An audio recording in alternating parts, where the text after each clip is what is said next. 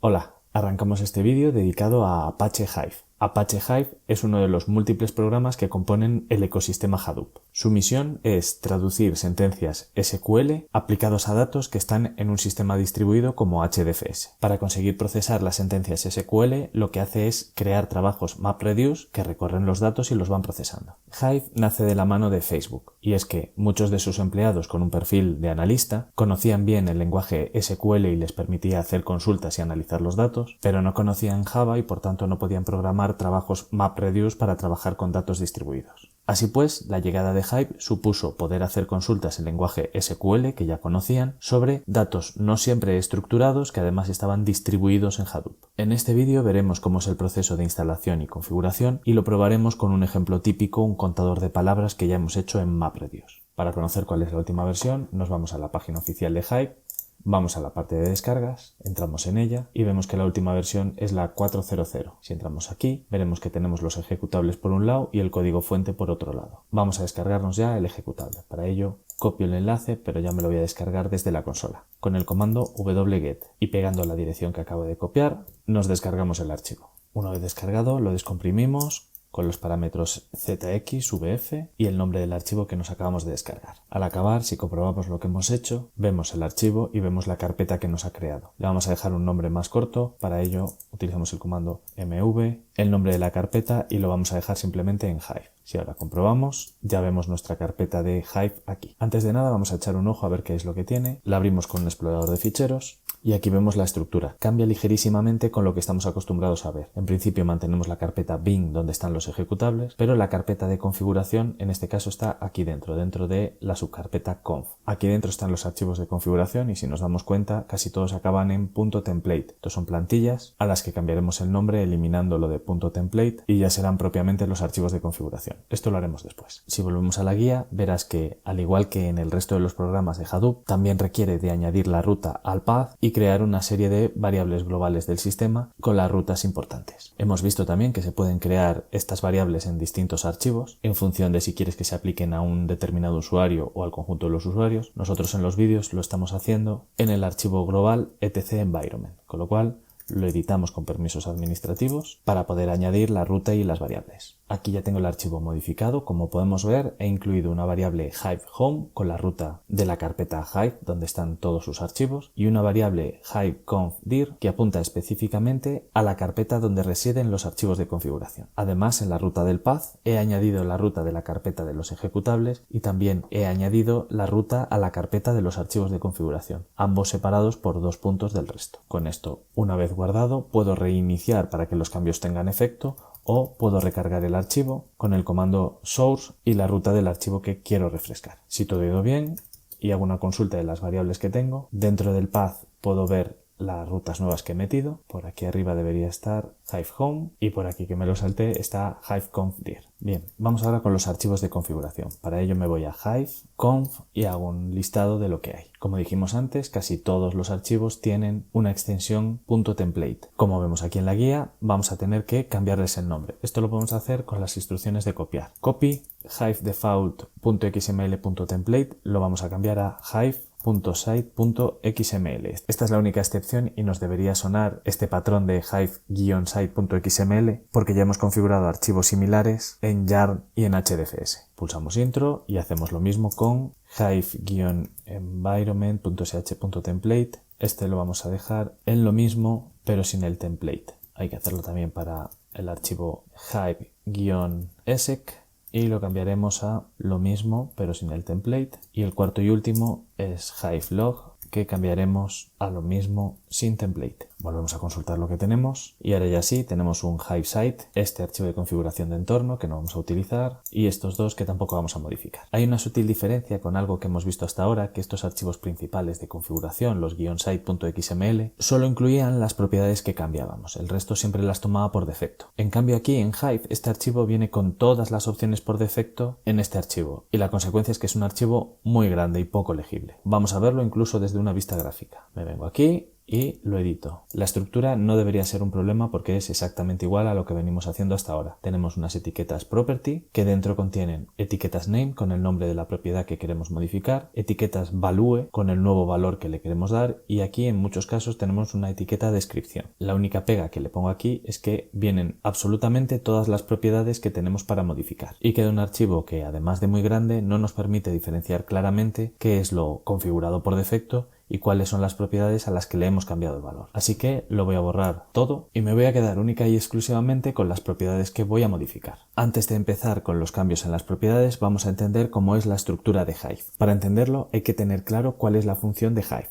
Hive traduce sentencias SQL contra datos que se encuentran distribuidos en Hadoop. Con sentencias SQL podemos hacer consultas, pero también podemos hacer otras cosas como por ejemplo crear tablas. Sabemos que en SQL la creación de tablas implica crear un esquema también. Ese esquema hay que guardarlo en algún lado. Por ello Hive necesita una base de datos. Lo más apropiado para esta función, ya que estamos hablando de bases de datos relacionales con SQL, es usar cualquier tipo de base de datos relacionales. Podemos usar Oracle, MySQL, pero Hive viene con un gestor de base de datos muy ligero que se llama Apache Derby. Sus únicas ventajas es que es extremadamente ligero y es totalmente compatible con Java en el sentido en que se puede embeber directamente en los archivos de Java. Esta base de datos relacional contendrá toda la información de metadatos que necesita Hive, pues como por ejemplo el esquema de la tabla, los índices, etc. En definitiva, información que no correspondía al original que se encuentra en HDFS. Hive lo que hace será consultar esa base de datos para entender el esquema de los datos con los que tiene que trabajar y transformar esa consulta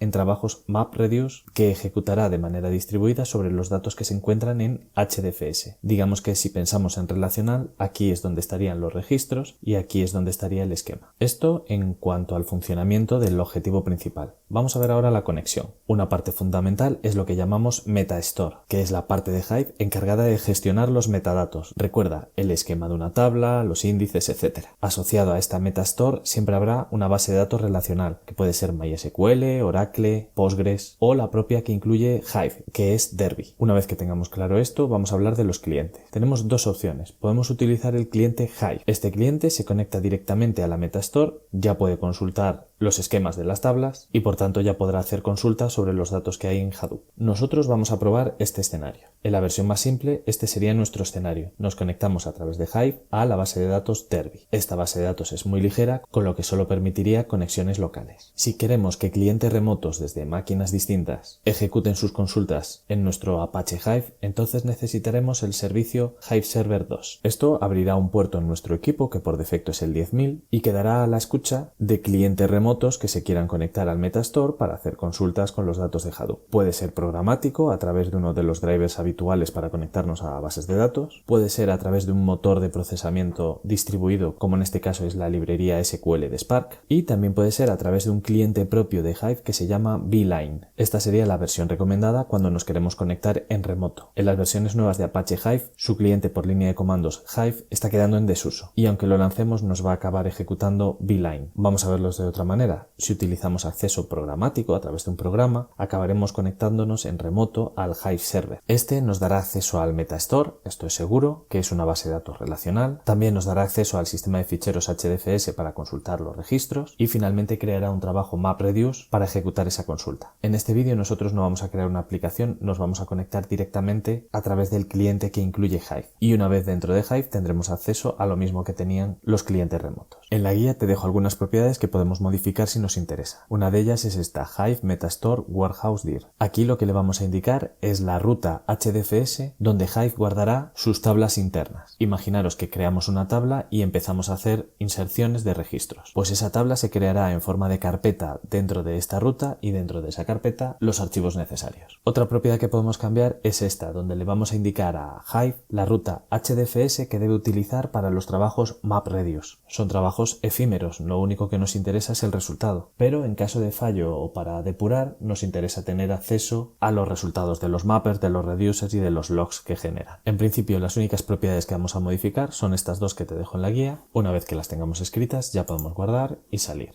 En este punto, la parte mínima de configuración de los archivos de Hive ya está lista. Recuerda que algunas de las propiedades por defecto hacían referencia a rutas HDFS que tienen que existir y además de existir tienen que ser accesibles por el usuario. Así que vamos a crear en HDFS esas dos carpetas que comentamos anteriormente. En primer lugar vamos a arrancar Hadoop.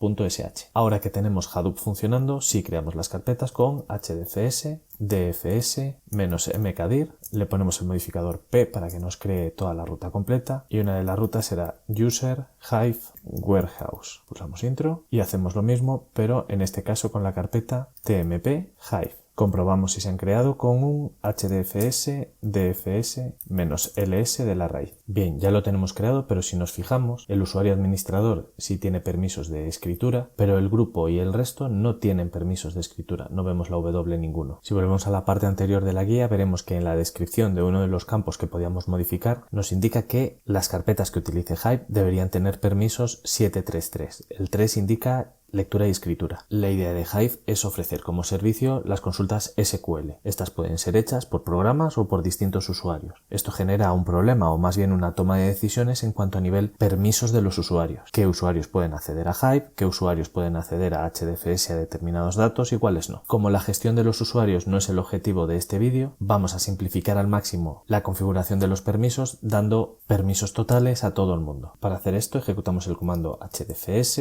dfs -chmod, lo aplicaremos de manera recursiva con permisos totales a la carpeta tmp y siguientes y también a la carpeta user y siguientes. Si ahora volvemos a hacer un ls, vemos que ya todo el mundo tiene permisos de acceso, de escritura y de lectura. El siguiente paso consiste en crear el MetaStore, ese servicio de Hive que nos va a conectar contra una base de datos relacional para guardar allí los esquemas, los índices y todos los metadatos relacionados con SQL. Si no cambiamos nada, lo que va a usar es la base de datos Derby, que ya viene incluida con Hive. Si quisiéramos usar otra base de datos relacional para gestionar esto y permitir así accesos concurrentes desde equipos remotos, deberíamos indicárselo aquí con alguno de estos nombres. Aquí tenemos Oracle, MySQL, Microsoft SQL y Postgres. Si finalmente queremos cambiar de tipo de base de datos, también tendremos que indicar en alguna de estas propiedades la ruta a la base de datos, el driver que vamos a usar y las credenciales de nombre de usuario y contraseña que nos permiten trabajar en esa base de datos. Nosotros no vamos a cambiar nada de esto, con lo cual trabajaremos con Derby y todos estos parámetros ya están incluidos. Consultando el archivo de configuración podemos averiguar que nuestro nombre por defecto para Derby es app,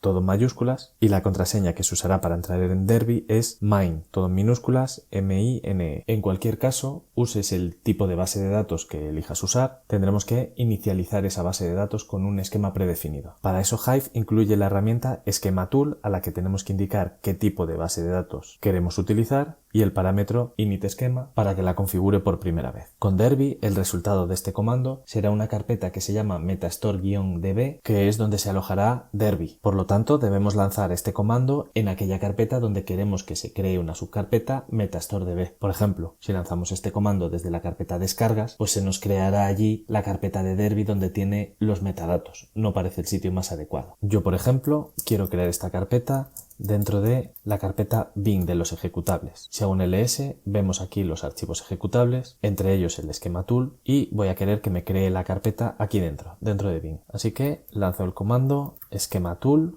-dbtype derby -initSchema. Pulso intro y al acabar el script reviso los datos que me han salido aquí arriba. Lo que vemos aquí arriba es uno de los problemas que tiene Hadoop, que es que la mayoría de las herramientas son proyectos independientes de Apache que evolucionan a su ritmo. Y a pesar de que tenemos la última versión de Hadoop y tenemos la última versión de Hive, ambas incluyen archivos con versiones muy distintas que incluyen la misma clase. Por ejemplo, aquí en Hive tengo la versión 2.18 de este archivo slf4j y aquí en Hadoop tengo la versión 1.7 del archivo slf4j.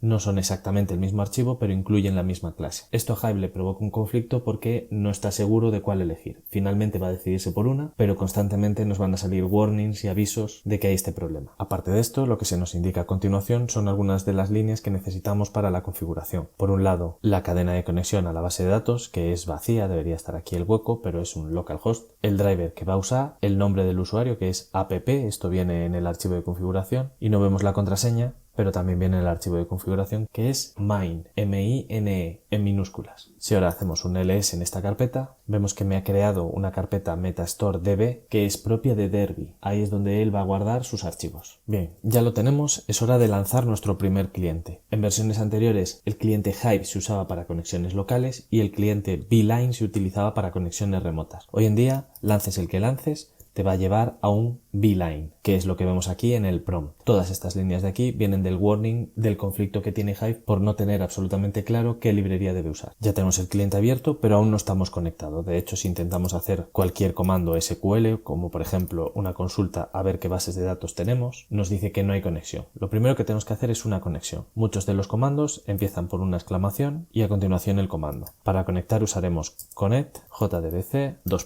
hive2, y una ruta en blanco para que haga referencia a localhost. Recuerda que Beeline era el cliente predeterminado para las conexiones remotas, así que aquí hay una especie de excepción en la que se crea un Hive Server 2 que nos lleva directamente a Derby. Digo que es una excepción porque Derby no soporta accesos concurrentes, no podríamos estar varios clientes conectados a un solo Derby. Pero en esta versión y hasta que eliminen definitivamente el cliente Hive, se puede hacer así. Pulsamos intro y nos va a pedir las credenciales para conectarnos a esa base de datos. Sabemos que es app y la contraseña mine. Pulso intro y nos van a salir un montón de warnings que no tienen importancia y que básicamente se refiere a opciones de configuración que no han sido especificadas o que requieren de una descripción. Lo importante es que nos dice que estamos conectados. De hecho, si ahora volvemos a ejecutar el mismo comando para consultar qué bases de datos tenemos, nos aparecerá nuestra por ahora única base de datos default. Además, nos aparece de una forma exactamente igual a la que nos mostrarían otros clientes por comando conectados a bases de datos relacionales. Podemos consultar también las tablas que tiene esta base de datos y en principio nos aparece vacío, no hay ninguna tabla. Aprovecho esto para indicar que en Hive se usa SQL, pero como en todas las bases de datos hay pequeños cambios, pequeñas sutilezas que difieren de unas bases de datos a otras. Aquí, por ejemplo, tenemos las tablas internas y las tablas externas. Las tablas internas son todas aquellas que las maneja Hive, las maneja dentro del MetaStore. Por ejemplo, si nosotros desde aquí creamos una nueva tabla e insertamos varios registros, aunque esas tablas acaben en el sistema HDFS, las está gestionando Hive. No ha sido un usuario que ha dejado un fichero ahí, las está manejando Hive. Esos son tablas internas. Una de las cosas que tienen las tablas internas es que si eliminas la tabla,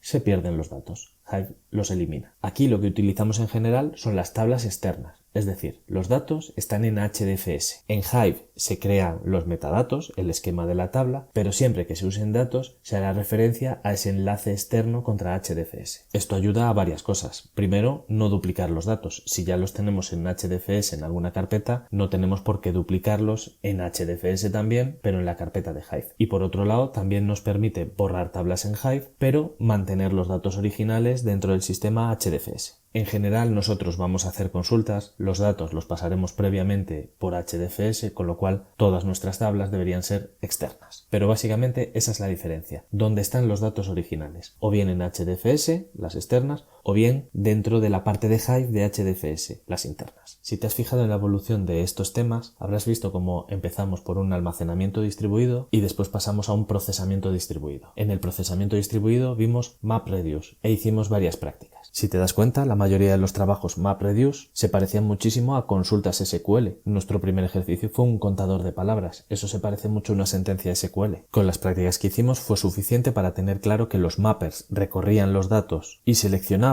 o filtraban algunos de ellos, y la parte del reducer podía agruparlos, por ejemplo, podía contarlos, que es lo que hicimos. Por lo tanto, el siguiente paso natural fue abstraer un poco más y permitir que el usuario escribiera una sentencia SQL, que se traduciría a un MapReduce, que bajaría a HDFS y resolvería. Así que, para seguir con el mismo ejemplo que en vídeos anteriores, vamos a hacer un contador de palabras, pero esta vez utilizando Hive. Cada vez estamos abstrayendo a un nivel más alto, pero tenemos que entender que durante el proceso se van a ejecutar todos los pasos que ya hemos visto anteriormente. Para hacer nuestro contador de palabras, en primer lugar voy a crear una tabla donde voy a guardar los datos. Posteriormente cargaré datos desde un archivo HDFS en esa tabla y después ya sí ejecutaré una consulta SQL que me hará de contador de palabras. Vamos por partes. Vamos primero a crear la tabla donde estarán los datos originales. Eso lo hacemos con la sentencia createTable. Le pondremos de nombre, por ejemplo, datos y especificamos el esquema. Será línea de tipo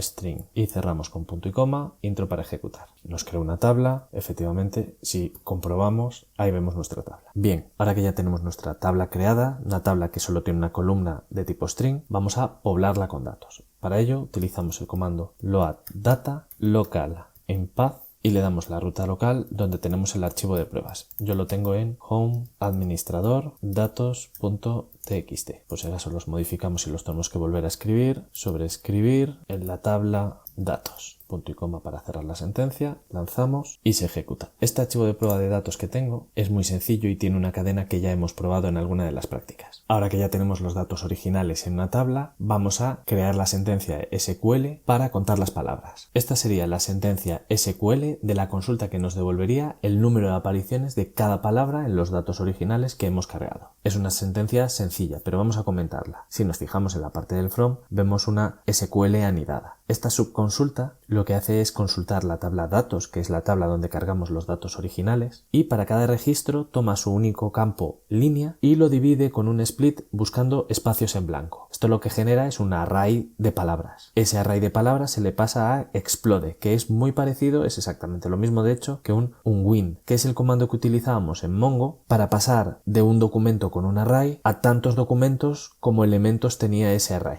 Lo que hacemos es desmembrar ese array en nuevos registros. Por lo tanto, esa sentencia SQL anidada lo que nos da es una nueva tabla que he llamado datos en tabla, donde aparecerán tanto registros como palabras tengamos en nuestros datos de prueba. Ahora ya sí, con todas las palabras separadas en registros distintos, nos vamos a la sentencia principal. Aquí lo que hacemos es tomar esa palabra y agruparlas por iguales. En cada una de esas compresiones, digamos, se va a contar una por cada aparición. Por lo tanto, lo que obtenemos es el número de apariciones total de cada una de esas palabras. Y por último ordenamos esas palabras y apariciones alfabéticamente. Si ahora pulsamos intro, vemos que Hive genera dos trabajos MapReduce, probablemente uno para hacer el group y otro para hacer la ordenación. A partir de ahí funciona exactamente igual. Genera los MapReduce, ejecuta los mapper, después ejecuta los reducer y cuando acaba esa primera pasada vuelve a ejecutar una operación de MapReduce, esta vez para ordenar los resultados. Ejecuta los mapper, ejecuta los reducer y nos muestra el resultado. Aquí en el vídeo solo te muestro el resultado de la sentencia select, la más sencilla. En cambio en la guía tienes exactamente la misma select, pero va precedida del comando create table, para que estos resultados nos lo guarde de manera permanente dentro de una tabla y así después los podremos usar para lo que queramos. A modo de resumen, lo que hemos visto en este vídeo ha sido cómo es el proceso de instalación de Hive. Es muy sencillo, es descargar el paquete que nos interese desde la web oficial y descomprimirlo en la carpeta que queramos.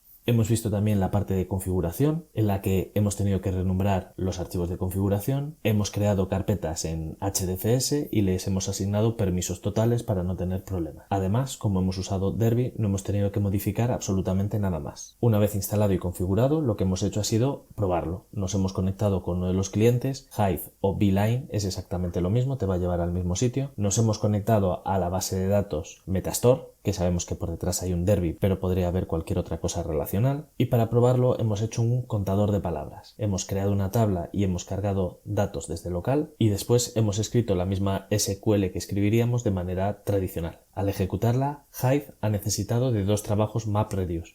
Uno para hacer el group, que con lo que sabes de MapReduce entiendes que ha hecho el mismo trabajo que hicimos en la práctica. Los mappers contaban las apariciones de cada palabra y los reducers las sumaban. Esto da resultados correctos pero desordenados, así que Hive ha considerado que debe hacer otro trabajo MapReduce para ejecutar la parte de ordenar por palabra, para finalmente mostrarnos el resultado de una manera exactamente igual que los clientes por consola de las bases de datos relacionales. Un poco como conclusión final de este programa y de otras herramientas que se puedan ver es que en este nivel de abstracción, en esta capa en la que estamos viendo Hadoop, las herramientas hacen de intermediario entre tipos de usuario y el propio almacenamiento y procesamiento distribuido de Hadoop. En este caso, esta herramienta está muy orientada a usuarios de tipo analista, que quieren ejecutar sentencias SQL sin complicarse la vida de tener que hacer un MapReduce para trabajar con datos que estén necesariamente por su tamaño distribuidos. Apache Hive no es la única herramienta que traduce sentencias SQL a trabajos de procesamiento distribuido. Hay más, por ejemplo, Apache Impala. En esencia hacen lo mismo, traducen SQL a trabajos de procesamiento distribuido. Pero Apache Impala usa un enfoque distinto. De la misma manera que cuando vimos MapReduce y Spark vimos que usaban enfoques distintos, uno trabajaba en disco y otro trabajaba en memoria, uno es bueno para trabajos grandes pero lento y otro rápido pero está limitado por el tamaño de la memoria. Aquí con Hive e Impala pasa un poco lo mismo. Por defecto Hive usa el motor MapReduce, con lo cual no estaría recomendado para trabajos en tiempo real. En cambio, Impala usa motores de procesamiento que trabajan en memoria, con lo cual es mucho más rápido. Y en ese caso sí se recomendaría para trabajos de procesamiento en tiempo real. Tal vez uno de los inconvenientes de Impala sea precisamente el motor de procesamiento distribuido que usa, que requiere la instalación de un agente en cada uno de los nodos. El problema de usar agentes externos es que se sale del control de la capa YAR. Recuerda que esta capa creaba contenedores y era capaz de gestionarlos. Ahora el agente de Impala estaría por fuera de YAR, con lo cual tendríamos dos aplicaciones, YAR y el agente de Impala, compitiendo por los mismos recursos que probablemente serían memoria. En definitiva, la selección de la herramienta Hadoop que necesites para resolver tu problema no suele ser genérica, es más, suele ser bastante específica al problema que tengas. Y es raro encontrar a este nivel una herramienta genérica que funcione para todos los problemas.